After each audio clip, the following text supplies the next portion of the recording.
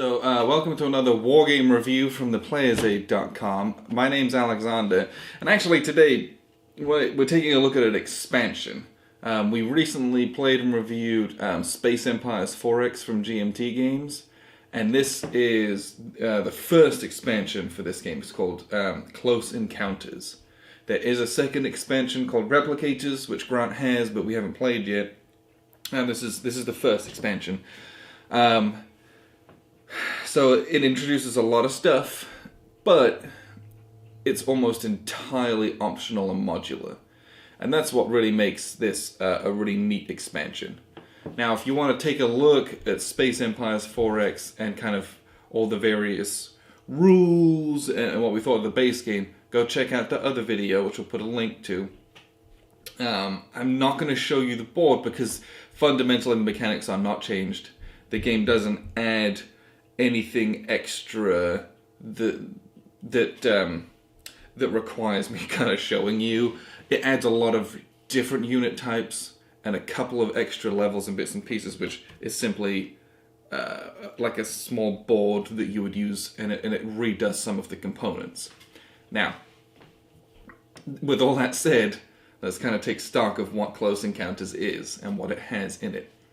So Close Encounters has, I think, almost as many counters in it as the base game does. So you understand it's a lot more counters, a lot more clipping to do. But, like I said, optional and modular. If you're using the advanced rules with the base game, which they call them advanced rules, I would just call them your second play of the game rules. Once you play with those, you'll never go back. The advanced rules in the base game are not complex, necessarily, particularly. They add a lot more depth and strategy, but that's really how the game was supposed to be. It has things like kind of a trade network that you can get more money from. It has mines, minesweepers, carriers, and fighters. Lots of little auxiliary units which can give you a lot more strategic maneuverability and strategic options in the game. So you've got all that stuff in the base. With the expansion, it adds a number of different ship types, and a lot of those ships have kind of special options and extra rules added to them.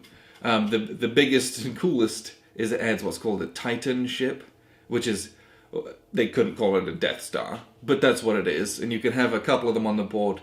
They're insanely powerful with like a 7 attack value. They move around the board.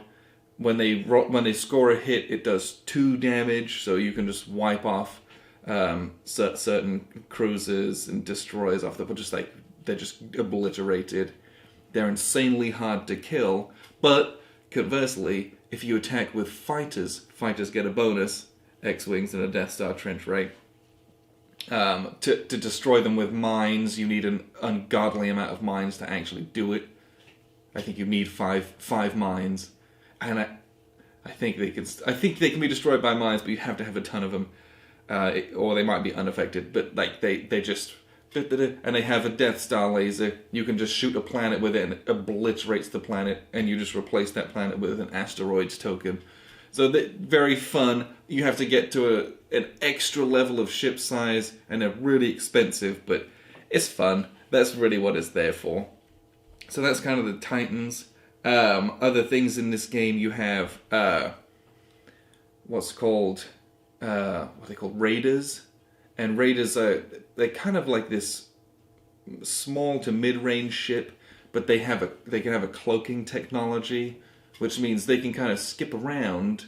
I think they have an option to like bypass mines to a certain extent. When they're in combat, the first round they get to shoot at an A and get a bonus when they're cloaked. But then you've got scanner ships which are there to negate that, in which case they kind of become not very good. They're just normal low-level ships. So you've got this, again, like mines and minesweepers, where you had this back and forth of who's got what technology and where do I go in. You've got these raiders and these scanners, which adds another level on top of that. So it's just more to think about and more to consider with those. Some of the other cool things in the expansion are, and we'll get there. There's unique ships, they literally count as unique, and there's a section on the ship chart to design your own. You can make it whatever you want, so you can have some customization there, which is cool. Each race or each faction has what's called a flagship that they start with, and the flagship is a single ship. If it dies, it's dead forever. It's like represents the peak of what you've achieved so far. So instead of starting with just like 3 scouts, you start with these 3 scouts plus your flagship, which has like a 4 attack value, couple of hull. I think it's got 3 hull points, and it can be upgraded to 3 attack and 3 defense technology. So it can be pretty. It can be pretty brutal. So, but you have to also be very careful with that, with regards to going and exploring with it. The nice thing with the flagship is that, just like the cruiser, it can gain that exploration technology, so it can kind of spot where it's going before it goes there, or if it wants to go in a different direction. So it's not just like a total crapshoot moving your flagship around. But that was really nice to have a nice, powerful starting unit. It rewards aggression, and this game does reward aggression to an extent. You can make some forays and kind of go in and pull back and do some things early to help you out if you had an aggressive strategy that just kind of gives you a boost there, or a good defensive posture. You can have your flagship and they can move into areas to help defend if someone's being too aggressive.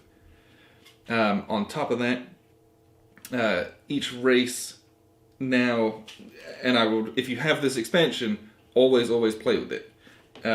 They have these Empire Advantage cards, and there's a whole deck of them. And each of these is just a unique race ability, and this takes the game to another level. You can do the normal method, which is kind of like you deal 2 to each player. They pick one and they throw the other one away. That's how a lot of games work. But there's also, they include like a drafting method to make it slightly more balanced. They all remove some and keep the others, and then you get which one you draft.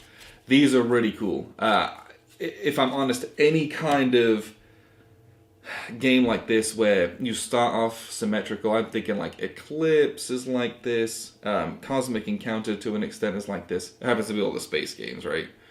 But there's a lot of other board games that do this, where I'm building an empire, and we're all the same, and that to me it's fine in this game because you can customize very easily and very quickly. But having your own special ability just knocks it up a notch. And it's secret. The other players don't know what you've got until certain conditions are met. At the bottom of each one of these cards, it says reveal when something happens. And some of them is reveal at the end of the game. You just had this cool bonus the whole game and they didn't know about it. And that's what mine had. But some of them it's like, as soon as you move into a combat, or someone tries to do something, or you do something that would kind of let the enemy know this is what your technology is, you would reveal it so everyone knows you've got that. So that they can maybe try and plan a bit more, but you have that advantage, and it's when to spring your advantage. It is a really, really neat aspect. But unique abilities for your race, every time. I will never play without these. They also added a lot of different aliens. So in the base game, you had these like aliens that you could put around barren planets, and there was a solo game where it was playing against this alien empire. What they did is they came up with these alien technology cards. So now, when you colonize a barren planet, or if you kind of defeat the alien races defending it, you can draw a couple of these alien technology cards, and it's similar in style to the Empire Advantages. They give you a really cool bonus. You do have to, I think you have to pay for these, and there's a few rules about, you can opt to not do that, or you can do that.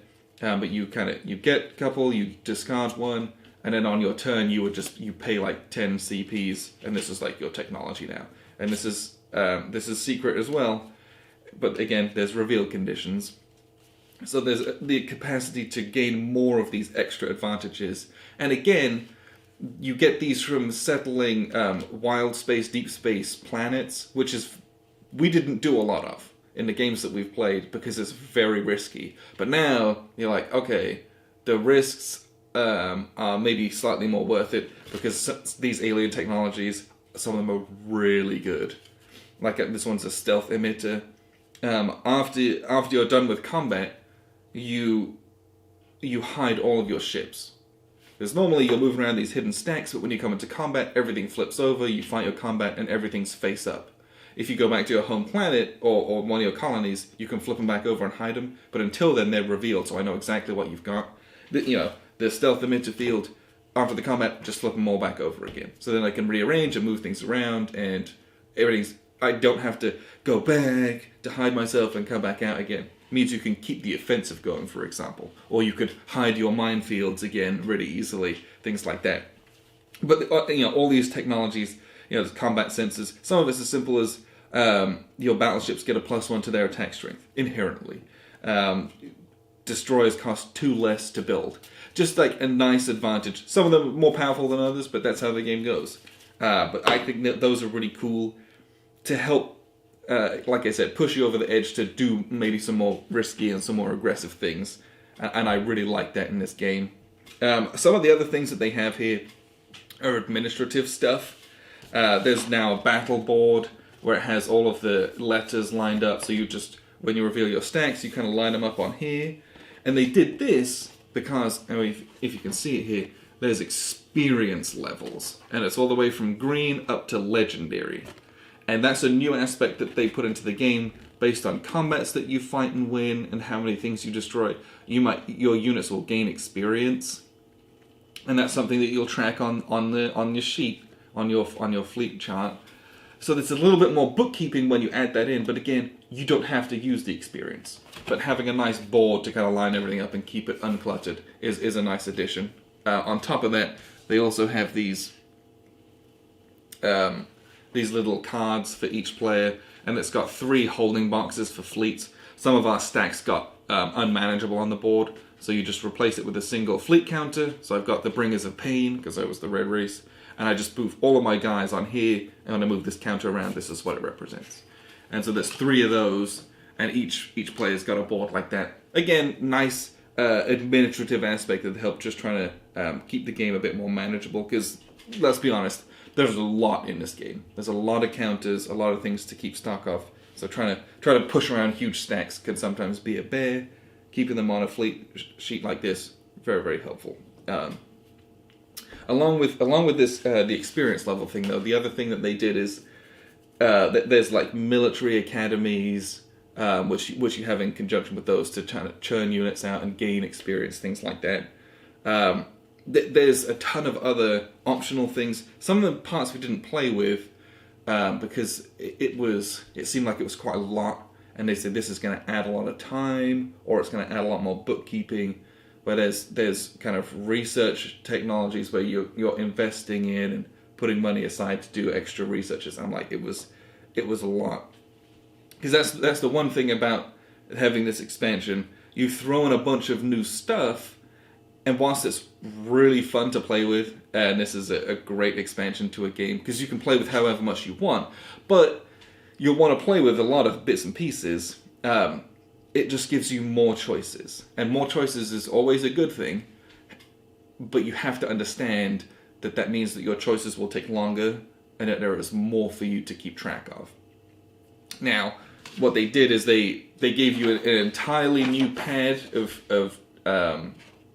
for your what would you call this, production sheet, and your ship technology sheet. Gave you entirely new ones of these, and so it has the ship sheet has all of the new units. You got all the Titans, all the sweepers, all the raiders, and everything along those lines. And then we haven't even talked about, there's transports and there's ground units, which we'll get to here. That's kind of a big part, but it's all listed on here. They redid the production chart as well, so it includes a few more details and extra bits and pieces, and then all the new tech they've stuck on the bottom as well.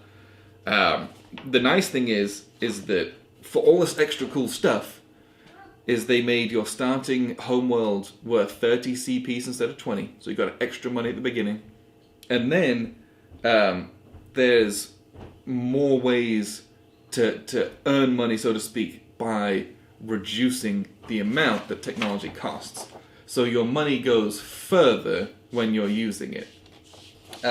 Things like the movement technology and some of the other bits and pieces, they reduced the cost, like I said, and it made it cheaper to do those things, which is nice. And I felt like when we played the base game, I was always strapped for cash, and the decision making was really difficult, which is good. You know, it was a lot of tension, but with this game, I felt like my economy was growing. I could buy almost whatever I wanted, and it was only when I started engaging in lengthy kind of conflicts and wars where my maintenance cost was skyrocketing, and I had to replace units and try and do research, is when the money management was starting to be like, okay, I've got to make some tough decisions here. But I felt like with the increased technology, or the decreased technology costs and the increased kind of production, I had a bit more flexibility, and it was easier to kind of get everything kickstarted. So I really enjoyed that, had a good time with that. I think the last thing that I wanted to talk about is the ground combat. Obviously, it's a big part of it. You can see on the box, you got these giant aliens and the Marines, you know, colonial Marines, whatever you want to call them, kind of shooting them up. It's a big part of the game, but again, entirely optional. If you've played Space Empires without the ground units, it's a fantastic game. The ground units just add an extra layer of things that you can do. And what's nice is there are certain game modes where you will be rewarded for doing so, or you need to do so. In multiplayer games, you're trying to capture X amount of enemy colonies, either in deep space or enemy colonies, and that can win you the game if you have 3. Normally, you're just trying to kill enemy home planets, in which case I felt like the ground combat was a little bit less important. We did almost none of it, because in a 2-player game, we're just trying to kill the enemy homeworld. But in the multiplayer games where the victory condition is a little bit different, you are trying to capture enemy colonies, you're trying to establish foreign bases, and so having ground units to defend those means that they have to land troops in order to take that from you. So that's where the ground combat would definitely happen. Ground combat functions almost identically to space combat, except it's actually much more bloody and brutal, and there's like no retreating. Basically, you like keep going until someone's dead, and winning a ground combat can have some very, very serious implications. If I land on your colony and I take it over and I get my ground troops on there and I kill all your guys, any shipyards there, entirely destroyed. Any bases there, entirely destroyed. So, and it leads to some very interesting situations, because I can have because it happens kind of like at the same time, simultaneously to space combat. So I can lose a space battle, but during the space battle I landed troops, and my troops can win that battle. So, you know, all my guys, my space battle, they all died and had to retreat, but I captured the planet, and I killed the base and the shipyards still, which is really, really powerful. So there's some really cool stuff that can happen, and there's a bunch of ground troops. You start with like plain old infantry, and then you get into like Marines, and then I think there's like heavy troopers or whatever, and then there's like grav tanks, which have armor and things like that. And what's nice is you naturally start getting infantry for free. You can buy them, but for every 3 level 5 colonies, you get a free troop every turn. So if you've got your full colonies, if you've got all your 8 or 9 planets colonized, you can get 2 or 3 troops for free every turn, which is really nice. So you don't have to buy those. But if you want the larger, bigger ones, you'll have to research the higher levels of infantry technology, and then you can start picking those up as well. So whilst it adds a lot to the game, it does. A lot more counters on the board. A lot of you have to remember that on the production chart it says remember to add your free troops, because they know people forget. It does almost take care of itself to an extent. Like you just get a free one, just put them out. You almost kind of forget about them, and then when the time comes and you're being invaded, you're like, oh, I've got this big stack of infantry. It's awesome. It's great. So that ground combat's there. It's this whole extra thing. So I think that's most of what's in the expansion. There's a ton of stuff, and again, what makes it fantastic is it's entirely modular. you can play with as much or as little of it as you want. And that's what makes a good expansion to me. It didn't add like a whole extra board or like a ton of extra weird mechanics. Or I guess it did, but you don't have to play with those. Like, we didn't play with the kind of investment and research aspect because they were like, don't play with this because it makes the game really long and it has a lot of bookkeeping unless you want that. So it was like, well, I want to actually like finish a game, so we didn't do that. And we didn't play with the experience levels because again, the more experience you have, you get a combat advantages. But again, it was a ton more bookkeeping, and it's hard enough making your stacks and kind of keeping them combined with technology levels as well as experience levels. You just end up with a billion counters. So I was like, we'll play without that the first time, but eventually we'll kind of get to that. But I think it's neat that they have the options for that, how deep you want to go. I think this might be good in a solo game, because then it's only you kind of slowing it down with your counters. And speaking of solo games, this expansion does have a couple of new solo scenarios in there. There's like an alien amoeba, and I don't exactly know how it works, but I'm going to crack it out, learn it, and play it for you. But it's very different from the Alien Empire one. It's kind of this giant amoeba that just kind of takes everything over, which looks really cool. A ton of new scenarios, team-based games, different setups that you can do. There's a lot of stuff in here, which is really cool. But again, it's all extra. So if you love Space Empires, this is a must-buy, frankly. I super duper recommend it. If only for the alien technology and for the alien empire, for the Empire advantages. If only for those, because they really elevate the game and give you some real advantages. And I feel like, oh, I'm my own unique alien race, and that's really cool. So that's Close Encounters. I did show you the board because really it's just a ton of face-down counters. But you can kind of look around on the internet. There's like pictures of all the different bits and pieces, but it's just more pieces is a lot of what the game is. They redid all the different player aids, so now there's even more stuff, and that's really the only downside, is that more stuff means more bookkeeping, and the production and economic phase just meant it took a bit longer because there was more options to choose from and more things to write down and calculate. That was really it. But having more of everything is generally speaking a good thing. I had a blast playing this. This expansion opens up a ton of more tactical and strategic options, which I'm like super on board with, because anything that gives you more options in a game this wide open and this sandbox it's a 10 out of 10 for me, expansion wise. So we had a blast playing this. Grant could be here. We played this late into the wee hours last night, and he had to go home, so I'm shooting this the next morning. But if you want to see more about the base game, go check out that video. I would appreciate you watching. This has been Close Encounters, expansion number 1 for Space Empires 4X from GMT Games. And I've been Alexander from theplayersaid.com.